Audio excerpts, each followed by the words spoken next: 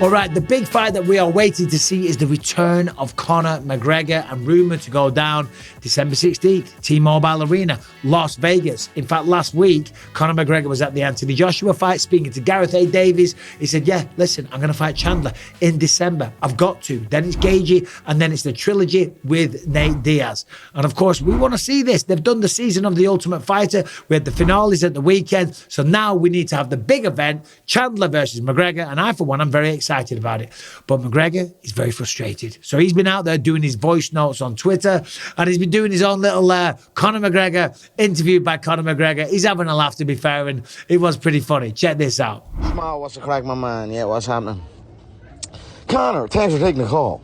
So, I'm the schmo, and how do you feel about last night, Conor?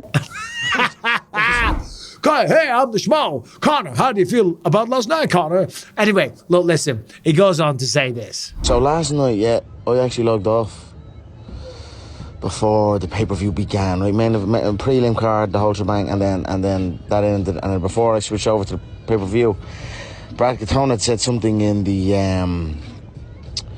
octagon about waking up Sunday morning, looking at this competition, or waking up Sunday morning with the coffee. Obviously, instead of staying up on a Saturday night to watch the fights, going to bed and wake up early Sunday morning and looking at the competition, coffee, focus, getting those extra little layers of... Why wouldn't you? Why wouldn't you get those extra little layers of distance ahead of the competition? So I didn't show up to last night's event. Obviously, you know, the Ultimate Fighter finale somewhat was it. I'm ready. I wanted an announcement December 16th. I've given everything. So, you know, it's not going to happen. It doesn't look like it's going to happen. So I thought we'd power. Turns out maybe so not so much. I don't know.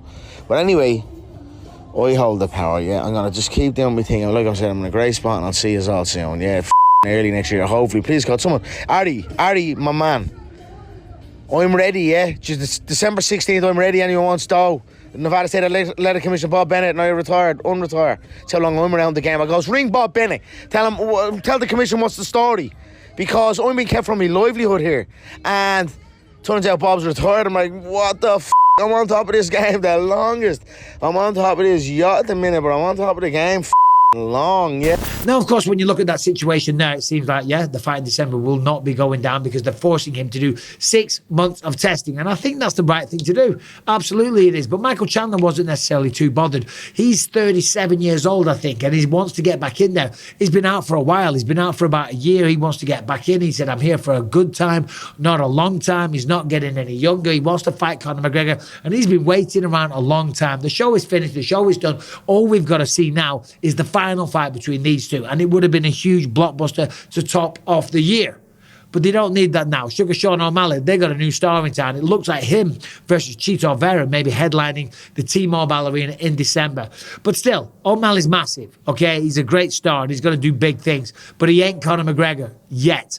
Conor McGregor drives the biggest pay-per-views by far. And Michae Chandler, if you speak to him, he really couldn't care less whether or not he's testing for 6 months or not. Take a listen to this. Obviously, being in the USADA testing pool is a prerequisite to competing in the UFC. What I'm saying is, are we splitting hairs with the whole he's got to be in for 6 months thing?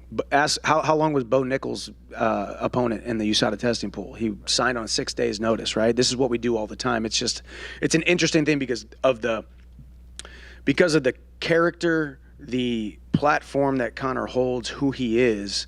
We want to just dissect and make a huge deal out of this certain time frame type of thing.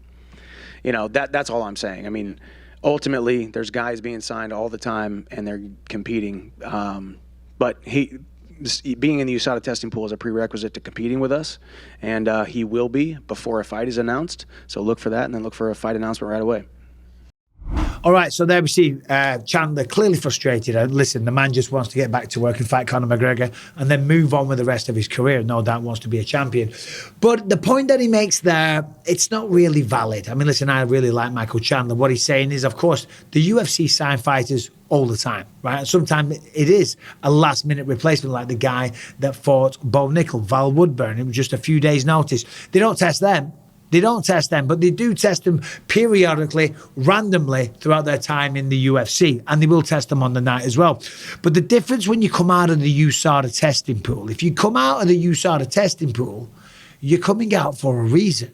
Okay, that's the reason I came out of the USADA testing pool when I retired. They offered to allow me to stay in. I thought, no, I don't trust myself. Take me out of the USADA testing pool, because then I have to do 6 months before I can come back, and I ain't going to make any knee-jerk reactions.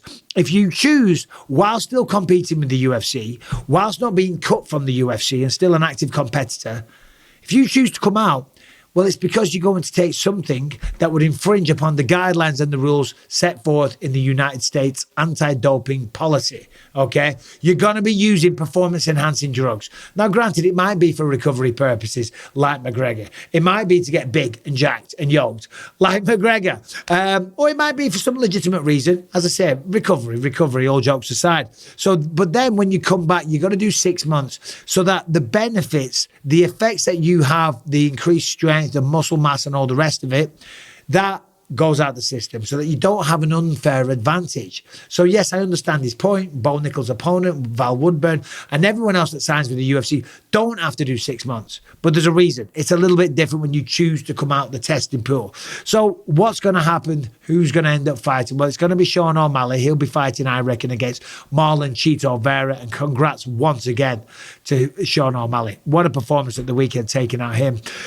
Now, according to MMA Junkie here, it says that the UFC could grant McGregor 35 a special exemption through its agreement with USADA to allow McGregor to bypass the 6 months testing process. Chandler said he would have no issues if that decision was ultimately made, but it would certainly come with a large degree of public backlash.